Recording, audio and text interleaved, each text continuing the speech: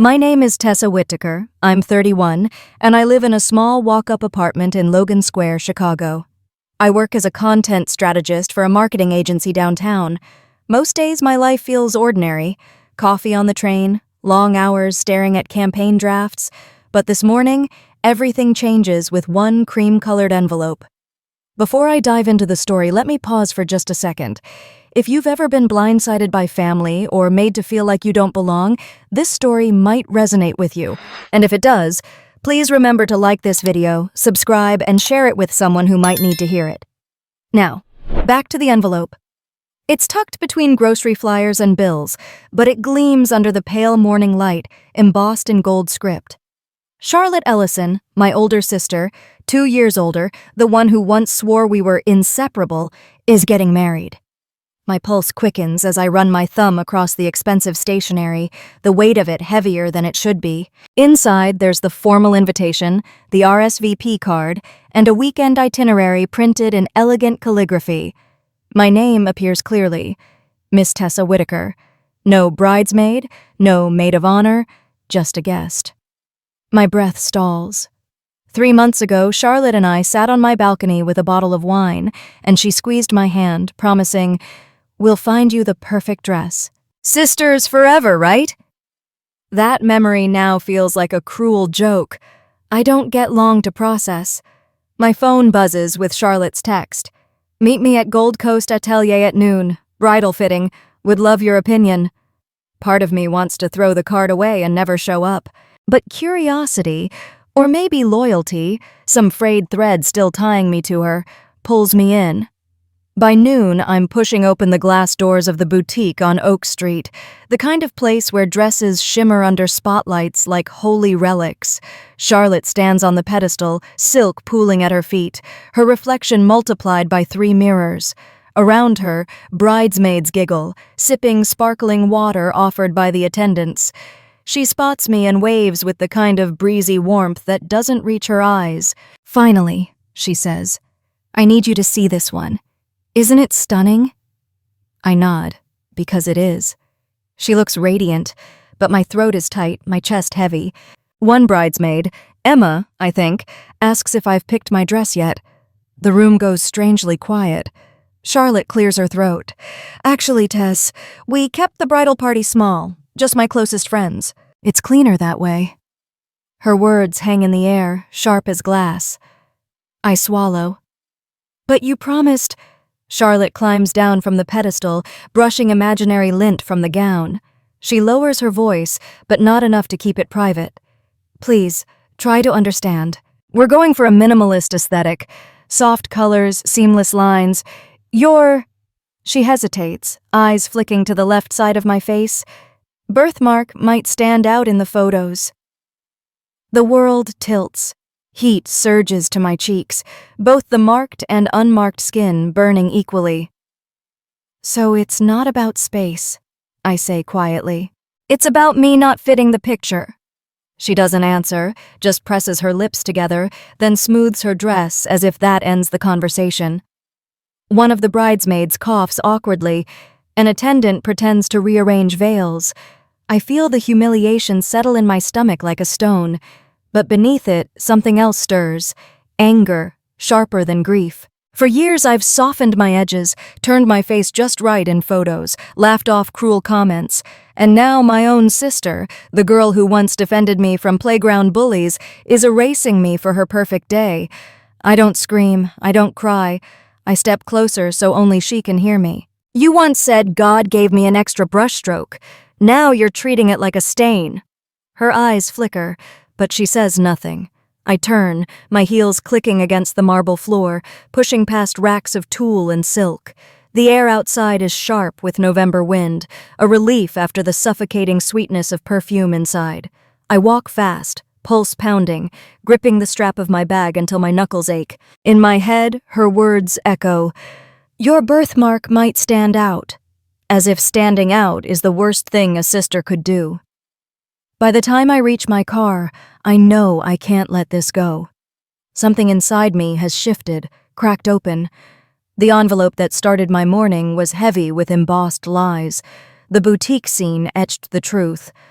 I'm not part of Charlotte's picture-perfect vision. And yet, this is only the beginning. I haven't even heard what our parents will say. By the time Saturday evening settles in, the city lights are fading in my rearview mirror. The drive north along I-94 feels longer than the 45 minutes it takes. My hands grip the steering wheel tighter than they should. The taste of Charlotte's words from the boutique still lingers. Your birthmark might stand out. I told myself dinner would just be a polite formality, but my chest tightens with every mile closer to Lake Forest. Grant's parents' home is everything you'd expect from old North Shore money: white stone facade, trimmed hedges, a circular driveway lit like a magazine spread. My hatchback looks almost embarrassed, parked between a black Mercedes and a gleaming Range Rover. Inside, the house smells of roasted rosemary chicken and polished wood. Crystal chandeliers scatter light across framed oil paintings. I smooth my dress, reminding myself to breathe. Charlotte meets me at the door, her cheeks glowing, her arm looped possessively through Grant's. "Tess, you made it," she says, almost too brightly. She kisses my cheek, careful to angle toward the unmarked side. Grant is polite, reserved. "Glad you could come," he offers, ushering me into the dining room. At the long mahogany table, place cards mark each seat. Mine is at the far end, between my parents. Richard is already swirling his wine like he belongs here. Evelyn pats my hand as if I'm still a child who needs coaxing. Dinner begins with polite conversation. Grant's latest case, Charlotte's floral arrangements, the Ellisons' upcoming trip to Naples. I listen, nodding where expected, but my gaze keeps sliding to the family portraits lining the walls. All perfect smiles, coordinated outfits, no edges out of place. It's Victoria Ellison, Grant's mother, who finally turns to me. She's elegant in pearls, her voice as smooth as the Chardonnay in her glass. "Tessa, dear," she says, "Charlotte tells me you're in marketing. Creative work must be fulfilling." "It can be," I answer. "Sometimes exhausting." She smiles gently. "Well, family photos are exhausting in their own way, aren't they? Everyone trying to coordinate, match, look seamless." Her eyes linger on me just long enough for the implication to land. But when the image comes together, it's worth it. My fork freezes halfway to my mouth. I glance at Charlotte, who lowers her gaze to her plate. Grant clears his throat but doesn't speak. My father laughs lightly, as though to smooth the edges. "You've always been particular about presentation, Victoria. A fine trait."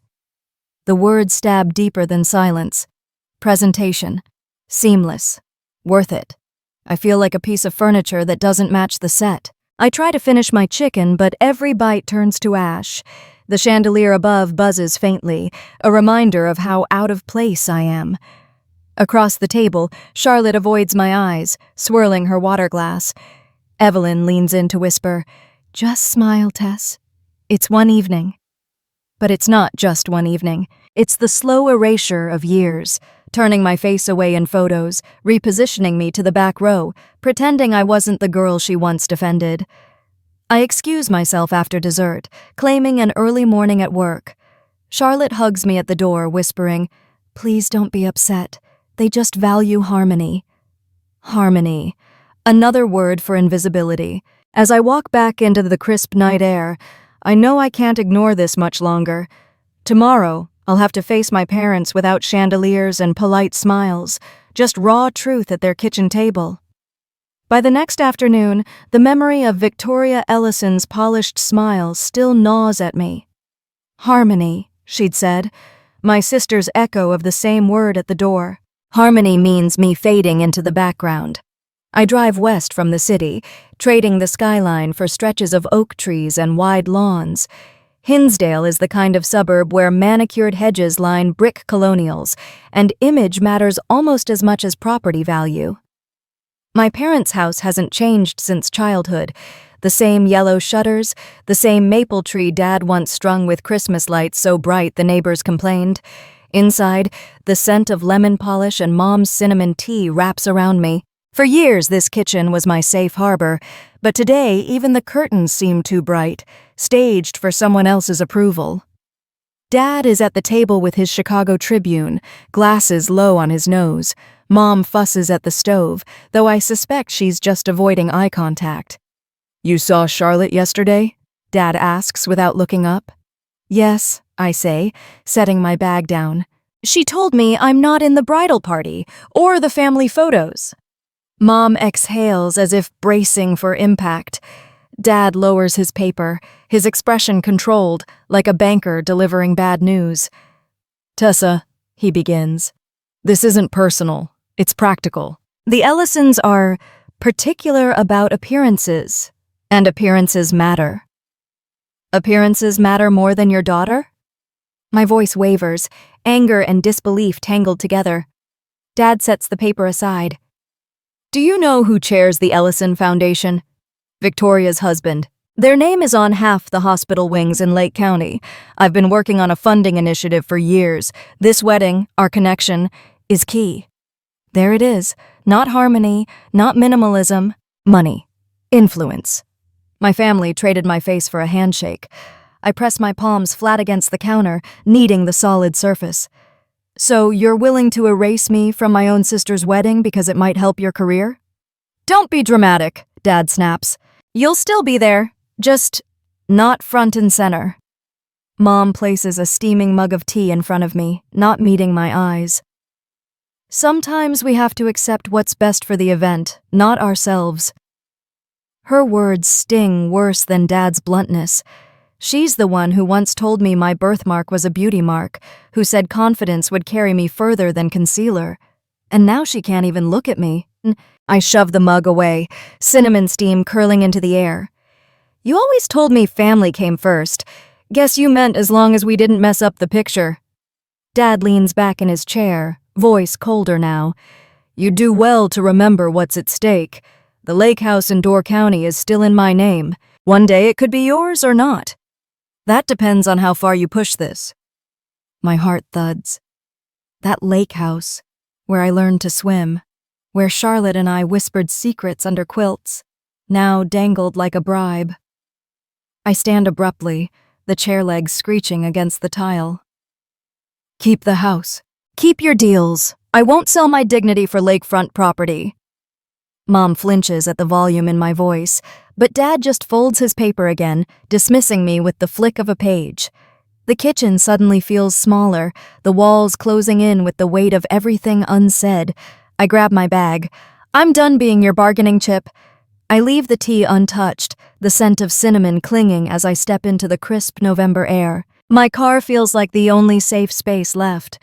I sit for a moment in the driveway, hands trembling on the steering wheel, the maple tree casting long shadows across the hood. I always thought betrayal would come from strangers, not the people who taught me how to stand tall. As I pull out of the cul-de-sac, my phone buzzes. A notification lights the screen. Charlotte Ellison has updated her Pinterest board. Flawless family photos. The timing is cruelly perfect. My parents may call it strategy. Charlotte may call it harmony, but I call it what it is, erasure. And I know now, I can't keep swallowing it in silence. The drive back to Logan Square is silent, except for the hum of tires on the expressway. My parents' voices echo in my head. Dad's warning about the lake house, Mom's soft betrayal wrapped in cinnamon steam. By the time I reach my apartment, my chest feels hollow, like someone scooped out the center of me. I drop my keys on the counter, kick off my boots, and sink onto the couch. My phone buzzes again. That same notification I'd glimpsed in the driveway. Charlotte Ellison updated her Pinterest board. Against my better judgment, I open it. The title makes my throat tighten. Flawless family photos. Dozens of images fill the screen. Families draped in cream and blush. Children with identical smiles. Mothers without a wrinkle. Fathers crisp in matching navy blazers. Not a single face bears a scar, a mark, a hint of difference. Perfect symmetry. Perfect erasure. I scroll faster, almost punishing myself with each picture, and then I stop. My own last name sits under the invited contributors list. Charlotte hadn't just built this board, she'd added me to it, as if to rub salt in the wound, as if to say, "See? Even you know you don't belong here." My chest burns. I want to throw the phone across the room, but the vibration buzzes again, this time an email. Subject line: regarding accommodations for upcoming Whitaker-Ellison wedding. It's from the photographer Charlotte hired. Dear Ms. Whitaker, your sister mentioned you might require special accommodations during the family photo sessions. We'd be happy to discuss lighting or positioning strategies to help minimize areas of concern. Minimize areas of concern. My fingers go numb, the phone slipping slightly in my grip. My birthmark isn't a concern. It's not an inconvenience to be managed with angles and filters.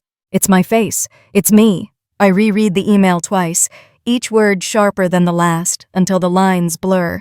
Finally, I press delete. Not because it erases the sting, but because I refuse to keep their coded language of shame in my inbox. The apartment feels too quiet, too still. I stand and move to the bathroom mirror. The overhead light flickers, catching the deep burgundy stain across my cheek. For a moment, I let myself really look, not at what others see, not at what Charlotte wants to erase, but at the history etched there. The little girl who stood at the back of class photos, the teenager sweating through makeup at graduation, the woman being bargained away for hospital funding. My throat tightens. I touch the outline with my fingertips and whisper, "This is me." The words hang in the silence, fragile but real. And for the first time in days, the silence doesn't feel empty. It feels like a promise. The words I whispered to the mirror, "This is me," still echo in my chest long after the bathroom light flickers out. But saying it and living it are two different things. By morning, my apartment feels cluttered with proof of how far my family is willing to go to erase me. Charlotte's Pinterest board, the photographer's email, my father's ultimatum. I pull open the bottom drawer of my desk. Beneath old notebooks and tax files lies a photo album wrapped in plastic. The spine is frayed, corners bent, but inside are the pieces of a childhood I can't entirely let go. Page 12 stops me cold. There we are, Charlotte at 10, me at 7, wearing plastic tiaras and Mom's silk scarves as royal robes. She has her arm thrown around my shoulders, chin lifted like a guardian. My birthmark blazes across my cheek, unhidden, and we're both grinning wide as if nothing in the world could touch us. I slide the photo free, careful not to tear it, and find a small silver frame in another drawer. The picture slips in perfectly, like it was always meant to be protected. My throat aches. That girl believed sisters forever wasn't just a line. On the desk lies the RSVP card I haven't touched since the envelope arrived. I stare at the box labeled "Will attend," then move my pen to the other side. Will not attend. The nib presses harder than I intend, the ink bleeding into the fibers. The choice feels heavier than paper. It feels like breaking a chain. Still, doubt creeps in. My parents will call me selfish. Charlotte will call me disloyal. Maybe Grant will never know the truth. My hand shakes as I set the pen down. I reach for my phone, scrolling to Aunt Maeve's number. She answers on the second ring, her voice warm and unhurried. "Sweetheart, I was hoping you'd call." The dam breaks. She doesn't want me in the photos, not even standing beside her. They all pretend it's about aesthetics, but it's about erasing me. Silence, then Maeve sighs deeply. I wish I could say I'm surprised. But I've watched this family hide cracks for years, learning disabilities, drinking problems, even a cousin's divorce. They cover it all with matching smiles. But hiding you? That's cruel. My throat tightens. Dad threatened the lake house. He said it depends on me keeping quiet. Her voice sharpens. That house is a bribe, Tess. Memories don't live in walls or lake views. They live in you. Don't trade your worth for their comfort. I press the phone tighter to my ear, needing her steadiness. So I shouldn't go? You should do what honors you, Maeve says. And if that means mailing back that card with "will not attend," then drop it in the mailbox like you're setting down a stone you've carried too long. Tears sting, but don't fall. For the first time in days, I feel lighter. Thank you, Maeve. When the call ends, I place the framed photo beside the RSVP. I wrap both carefully, slip them into a padded envelope with a short note. Thank you for teaching me that not everyone who calls you family sees you as part of the picture. Standing at the corner mailbox that evening, I rest my hand on the cold blue metal lip. My chest hammers with the finality of it.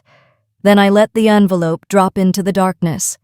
The clang echoes louder than I expect, but inside me there's space where shame used to live. I walk home slowly, November air brushing both cheeks equally. For once, I don't turn my face away. The RSVP card is gone. The clang of the mailbox still rings in my memory, but Saturday morning arrives heavier than I expected. Charlotte's wedding day.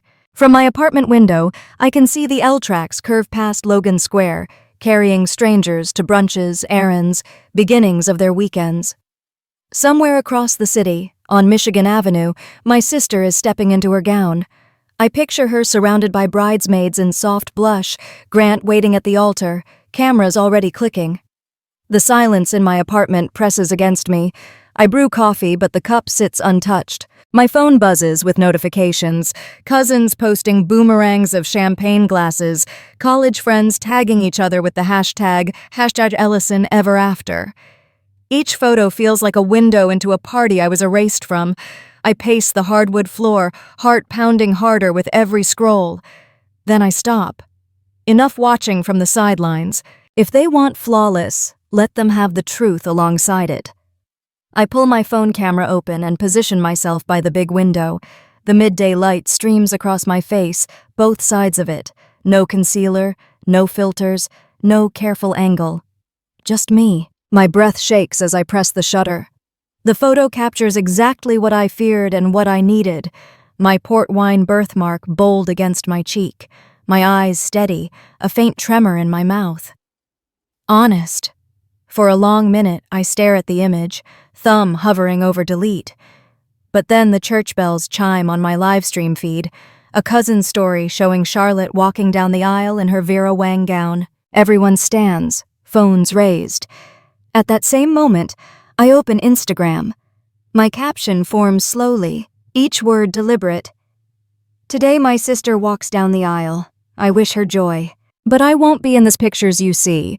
Not because I chose absence, but because my face doesn't fit their idea of harmony. This is me, birthmark and all. For anyone who's ever been cropped out, hidden, or told to stand in the back, you deserve the whole frame. You belong exactly as you are. I read it 3 times, making sure I don't sound bitter, only honest. Then I hit share. For a moment, nothing happens. My heart hammers, ears ringing with the weight of what I've done. Then the notifications start. A like, a heart, a share, a comment. You're beautiful, thank you for posting this. Another, same happened to me with my cousin's wedding. I never told anyone. The feed refreshes again. 30 likes. Then 100. Someone screenshots my words and reposts them with the caption, "This hit me hard." I sit back on the couch, the phone buzzing non-stop in my hand. Meanwhile, the live stream shows Charlotte and Grant exchanging vows under stained glass windows. The minister's voice trembles through speakers, but my apartment hums with an entirely different chorus. People I've never met telling me they see me. My best friend Sam texts, "Holy crap, Tess, your post, it's everywhere, proud of you." Daniel from work adds, "This took guts. Coffee on me Monday." I barely breathe, overwhelmed by the flood. My story is no longer just mine. It's spreading in real time while my family toasts champagne across town. I imagine Charlotte checking her phone between photos, seeing strangers ask why her sister isn't in the bridal party. I almost feel sorry for her. Almost. Because every time she smoothed her dress and avoided my eyes, every time she whispered, "Harmony," she chose this moment. The sun shifts across the floor. My coffee is cold, my heart still racing. But for the first time, I don't feel erased. I post one more line in my story, simple and direct. Standing outside the frame, but finally seen.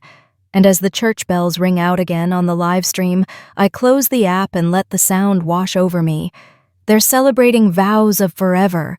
I'm celebrating something quieter, but just as lasting. I didn't let them silence me. By the time Charlotte and Grant's black town car pulls up to the River North Hotel ballroom, The celebration should be seamless. String lights drip from the ceiling, champagne waits on silver trays, and the band is tuning up with jazzy chords. But even before they step inside, the air buzzes with something sourer than excitement. Guests cluster near the entrance, phones in hand, murmuring in low tones.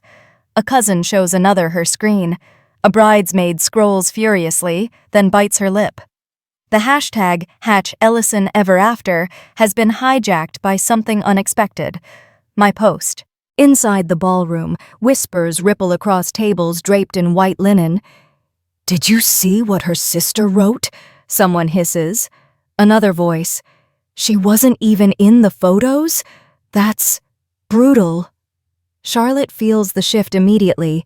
She plasters on her brightest smile, letting the photographer snap as she and Grant make their grand entrance. The band cues applause, but the clapping is thin, distracted. Guests cheer with one hand, scroll with the other. At the head table, Victoria leans toward her son, her voice sharp even under the music. "What is going on? Everyone's staring at their phones."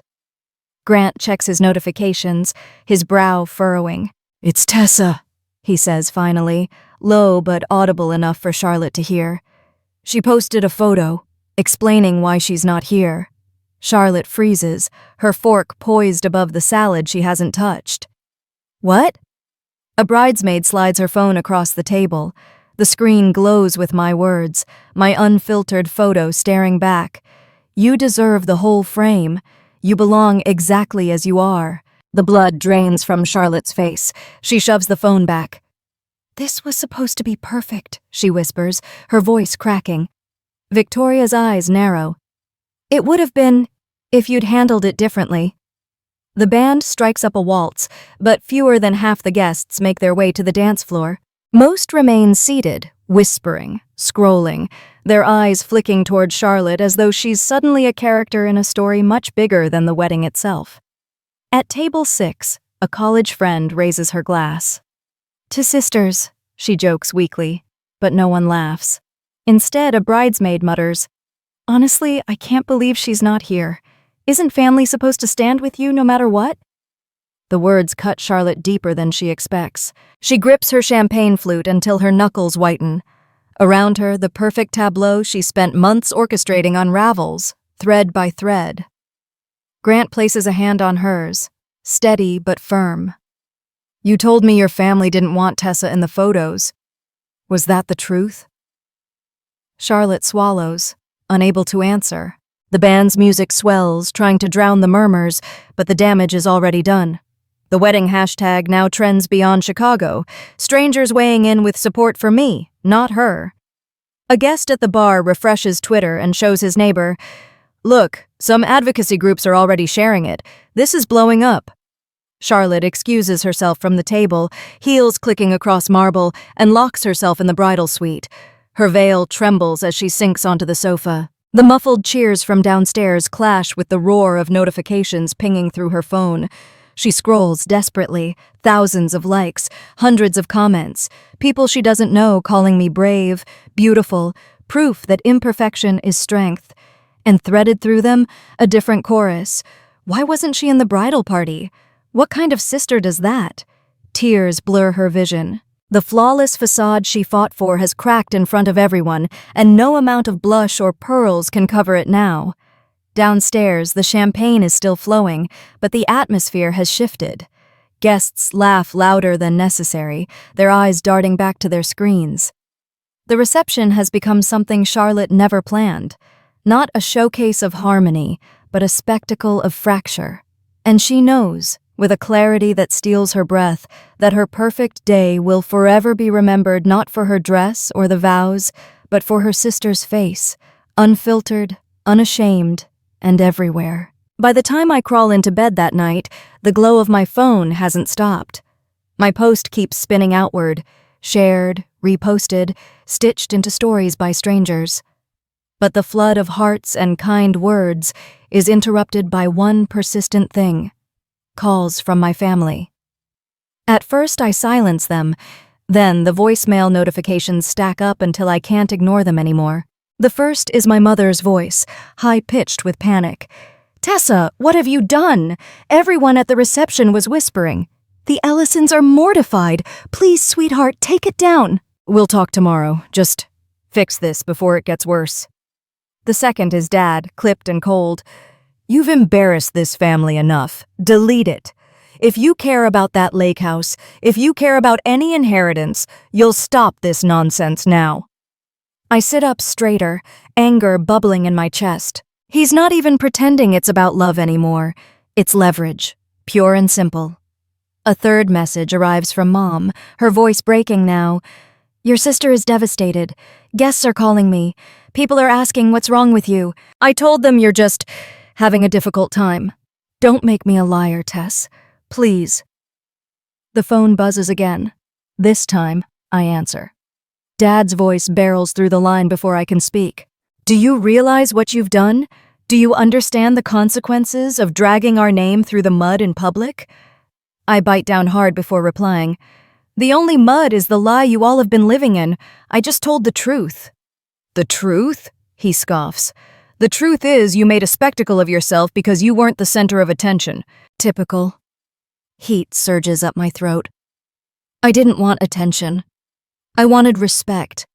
And if respect means hiding my face for your business deals, I'll pass. There's a beat of silence, then his voice hardens. If you don't take that post down by morning, don't expect a dime from me. Not the lake house, not a cent of support. You're cutting yourself off.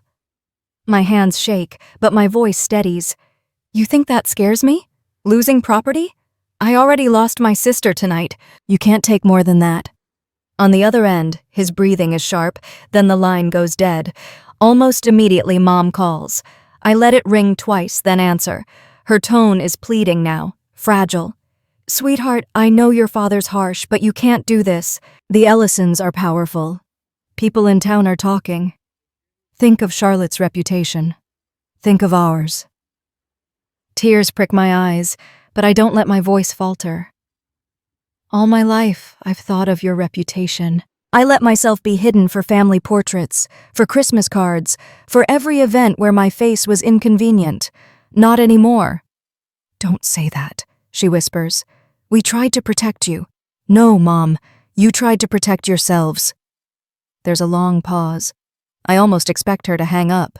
Instead, her voice cracks, barely audible. Then what do you want from us? I close my eyes. I don't want anything. I just want to exist without apology. I hang up before she can answer. My hands tremble, but for the first time the trembling feels like release, not fear. The phone lies heavy on my nightstand as notifications keep buzzing, but I don't look. I curl under my blanket, whispering the words like a prayer. Exist without apology. Sleep comes slowly, but when it does, it's deeper than any I've had in years. When morning comes, the notifications haven't slowed. My post has crossed state lines, then coasts. Strangers tag me with stories of their own. Scars, birthmarks, wheelchairs, invisible illnesses. I scroll until my eyes sting. For every heartwarming comment, though, there's another like acid. Attention-seeking. If my sister did this, I'd cut her off too. Stop making everything about your face. I tossed the phone onto the couch. My stomach knotted. Going public brought freedom, but it also opened a floodgate of cruelty. By Tuesday, I'm sitting in a pale blue office across from Dr. Alvarez, a therapist I found through my company's insurance. Her voice is steady, warm, without judgment. Tell me why you came in today, she says. I clasp my hands together. Because my family erased me, and now the internet either calls me brave or pathetic. I don't know which voice to believe. She nods. You don't have to believe either. What matters is what you believe about yourself. What do you think your post meant? I stare at the carpet, then back at her. It meant I was tired of hiding, that my face isn't something to cover or crop out. It meant I exist.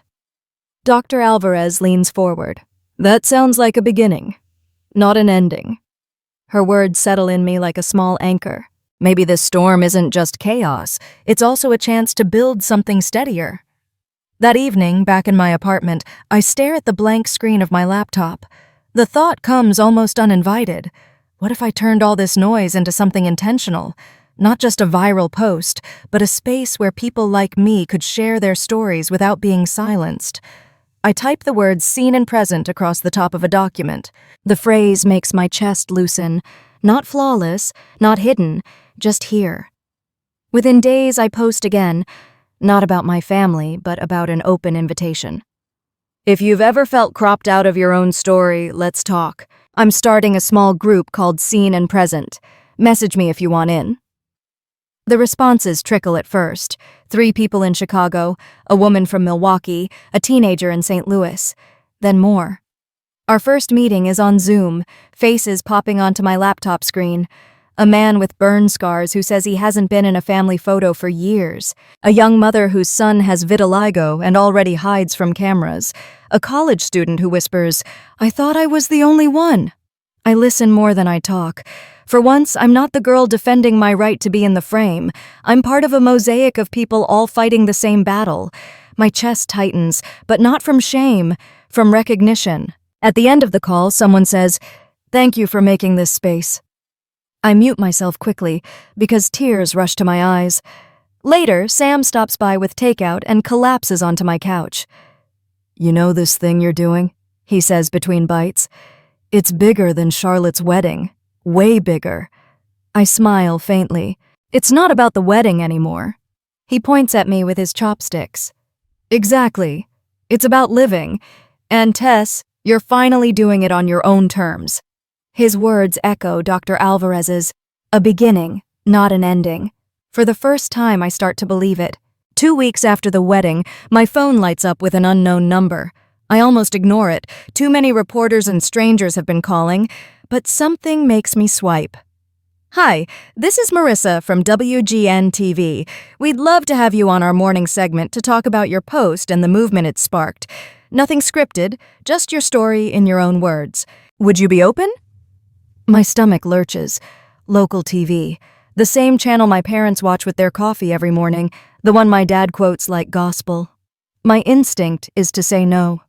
But then I picture the faces from my Seen and Present group, their quiet gratitude for a space to exist. "Yes," I hear myself say, "I'll do it." The studio feels colder than I expect when I walk in. Bright lights line the set, cameras like unblinking eyes. I smooth my blazer, the one I bought years ago for client presentations, and breathe in the lavender oil Dr. Alvarez suggested. Marissa greets me with a warm smile. "Don't overthink it.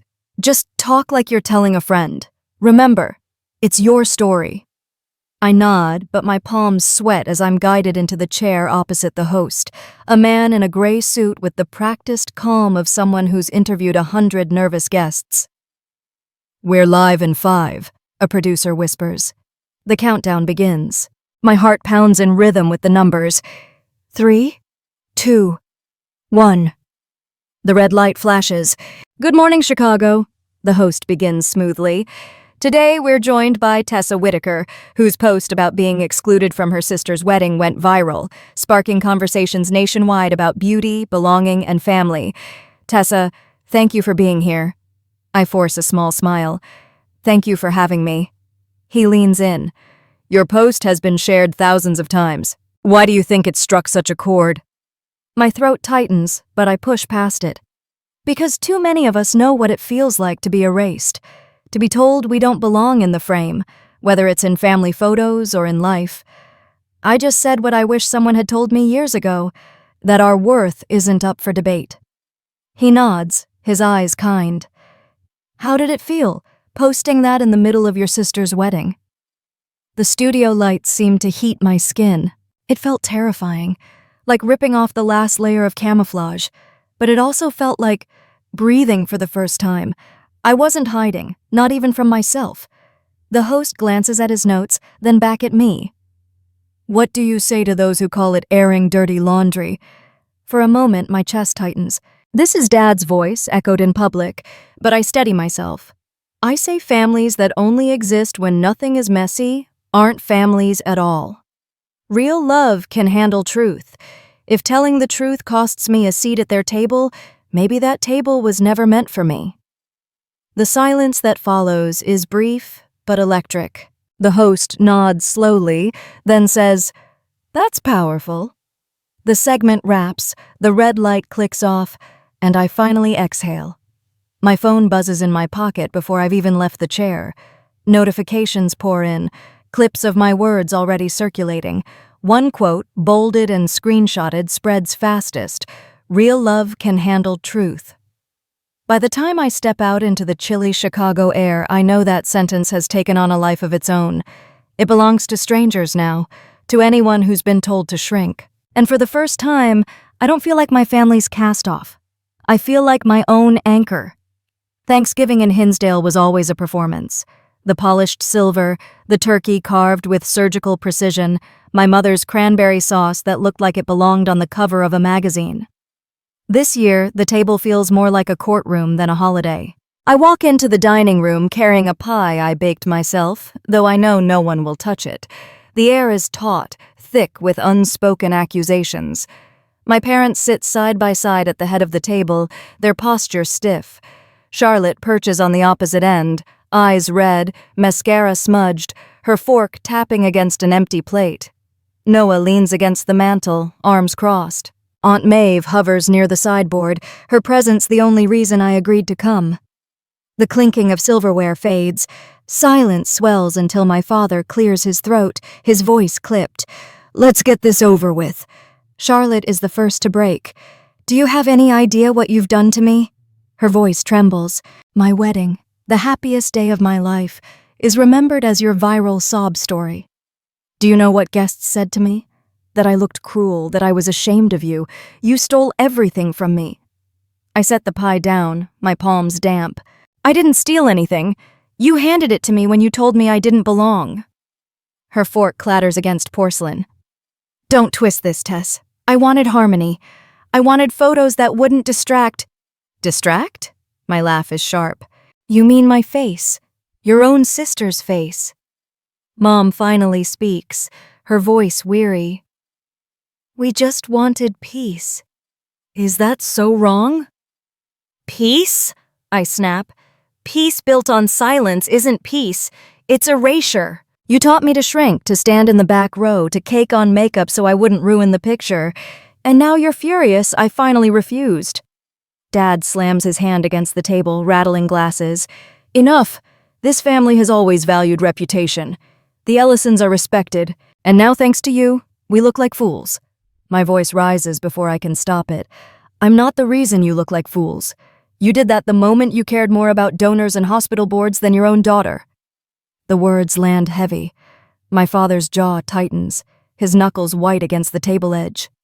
For a long moment, no one breathes. Then Aunt Maeve steps forward, her voice calm but cutting. "I've seen this play out before. Your cousin was hidden because of her limp. My daughter's learning struggles were whispered about like a scandal. This family has always chosen appearances over people, and Tessa finally had the courage to say it aloud." Charlotte glares, her lips trembling. "So, she's the hero now? And I'm the villain?" Noah finally moves from the mantel. His voice is quiet but firm. "You did leave her out, Char. We all let it happen. That's on us." Charlotte's face crumples, but she says nothing. The silence that follows is heavier than any shouting match. I push back my chair, the legs scraping across the hardwood. If telling the truth makes me the villain in this family, so be it. At least I can look in the mirror without shame. I grab my coat, the pie still untouched on the table. The air outside is cold, sharp against my skin, but it feels cleaner than anything inside that house. The front door had barely closed behind me when I heard Aunt Maeve's voice cut through the heavy silence I'd left behind. I didn't see it firsthand, but Noah told me later, and he told it with the awe of someone who'd just watched a storm roll through the room. Maeve didn't sit back down after I left. She stepped into the empty space I'd left, her hands planted firmly on the tablecloth. Her voice wasn't loud, but it was unshakable. "You all want to talk about reputation," she began, her eyes sweeping from Richard to Evelyn to Charlotte. "But what you've built here isn't reputation. It's a mausoleum, a shrine to silence. And I'm tired of pretending it doesn't stink." Charlotte bristled, her lips pressed tight. "This isn't your fight, Maeve." "It's absolutely my fight," Maeve snapped, sharper than I'd ever heard her. "Because I've watched this family do it for decades. When Richard's cousin came back from Vietnam with a limp, you kept him out of the Christmas card photo. When my daughter struggled with dyslexia, Evelyn, you told me not to make a fuss. When Tessa was born, you smiled for the neighbors but whispered about strategic angles before every portrait. This isn't harmony. This is cruelty dressed in good china and cranberry sauce." The table went still. Even the ticking of the grandfather clock in the hallway felt like it paused. Richard leaned back, trying to recover ground. "We did what was best. The world is harsh. We protected them." Maeve's laugh was low, bitter. "Protected? Is that what you call it?" Protecting would have been standing beside them saying, "This is my family, whole, visible, loved." What you did was hide them because you couldn't stomach imperfection. That's not protection, it's cowardice. Evelyn's hands trembled as she folded her napkin, but she didn't lift her gaze. Charlotte stared at the table as if her reflection might offer her an escape. Noah, who'd rarely spoken up in these gatherings, broke the silence. "She's right," he said quietly. "I've seen it too. We've all seen it, and none of us said anything." Maeve's eyes softened at him, then turned steely again toward the others. "Tessa's not the problem. She's the symptom." She finally broke the cycle by refusing to disappear, and instead of being ashamed of her, you should be ashamed of yourselves. Her words landed heavy, more final than a slammed door. When Maeve finally sat down, no one picked up a fork. The turkey cooled on its platter, the cranberry sauce congealed. Charlotte excused herself in tears. Richard grumbled about family loyalty, and Evelyn stared at her lap. Later that night, Noah texted me one line that made me cry in my kitchen. "You weren't alone in there, Tess. Maeve tore the curtain down." And for the first time, it felt like someone inside that house finally saw what I'd been carrying all along. Thanksgiving was supposed to end with the quiet scrape of plates and people slipping out early, but the air in my parents' dining room still crackled with unspent tension. I had already left, but the story of what happened reached me through Noah later that night. And later, confirmed by Aunt Maeve herself. It started when Evan, Grant's younger brother, spoke up. He had been silent all evening, sitting near the sideboard scrolling through his phone, but now his voice cut through the fractured silence. "I think everyone needs to see something," he said, pulling a folded packet from his coat pocket. Charlotte's head jerked up. "Evan, don't!" But he laid the papers flat on the table, sliding them toward Maeve. "These are copies from Ava, the wedding planner's notes. I didn't go looking for them. She showed me because she thought it was wrong." Maeve adjusted her glasses, scanning the pages before reading aloud. "Bridesmaid lineup finalized. Exclude Tessa from photos. Reason? Potential distraction. Bride insists, not groom's family." The words hit harder than any argument. For weeks, Charlotte had insisted it was the Ellisons who pressured her, that Victoria cared about symmetry, that Grant's parents wanted harmony. But here, in Ava's neat handwriting, was the truth. It had been Charlotte's call all along. Gasps rippled down the table. Down. Evelyn pressed a hand to her mouth. Richard's eyes darkened, but even he couldn't deny the black and white evidence in front of him. Noah leaned forward, voice low but sharp. "So it wasn't Victoria, or Grant's father. It was you, Char. You lied to all of us." Charlotte's composure cracked like glass under pressure. Her fork slipped from her hand, clattering onto the china plate. I didn't mean..." Evan's voice was calm but firm. "You meant it enough to put it in writing. You used my family as a shield." He turned toward Grant, who sat rigid in his chair. "She dragged our parents' names through this when they never said a word about Tessa." Grant's jaw tightened. He looked at Charlotte, hurt pooling in his eyes. "Is that true?" Charlotte's lips trembled. "I just wanted it perfect. Everyone was watching, Grant. I thought, if the photos looked flawless..." "Flawless?" Maeve's voice thundered. "You sacrificed your sister for an illusion, and then you lied to cover it." The room fell into chaos. Evelyn whispered Charlotte's name like a prayer. Richard demanded to know why Evan was meddling. Charlotte wept into her napkin, and Grant sat stone still, his hand withdrawing from hers. Noah spoke again, quieter now, but cutting. "Do you realize what you've done to Tess? All the shame she carried, thinking it was the Ellisons, thinking even your in-laws didn't want her there. You let her believe that lie. You let us believe it." Charlotte shook her head violently, tears streaking her cheeks. "I thought she'd understand. I thought—" Evan's eyes hardened. "You didn't think at all. You just wanted control. And you hurt her more than anyone else ever could." Silence pressed down again. This time it wasn't avoidance. It was collapse. Charlotte folded in on herself, her sobs raw and jagged, the flawless bride stripped bare. Maeve's voice, steady as stone, broke the quiet. "The truth was bound to come out. It always does. And now you have to live with it." Later that night, Noah texted me. "Evan exposed Charlotte. Planner's notes proved everything. You were right all along. She couldn't even look at us after." I read his words 3 times, my chest heavy. Vindication didn't taste sweet. It tasted like ashes. Because the one person who promised me sisters forever had destroyed me with her own hand, then tried to hide behind others. The twist wasn't relief. It was a wound made visible, undeniable, impossible to stitch closed. That night, after Noah's text confirmed Charlotte's deception, I packed a single bag and drove straight back to the city. The Hinsdale house, once a cradle of childhood memories, had become a cage of silence and lies. I didn't slam the door or make a speech. I simply left. It was the quietest rebellion of all. 9 months later, my life looks nothing like theirs. On my coffee table sits a stack of glossy prints, a photo series titled Seen and Present. Dozens of portraits, scars, wrinkles, wheelchairs, stretch marks, crooked smiles, each face radiant because it was unapologetically whole. I didn't just appear in front of the camera. I curated the entire series, displayed first in a Chicago gallery, then invited to travel across community centers and libraries in 3 states. "Your work reminds me of my own daughter," a mother told me at the opening.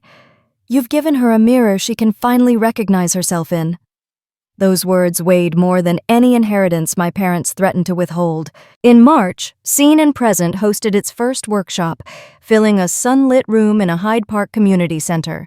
20 strangers became a family for 2 hours, writing letters to the younger versions of themselves who once felt invisible.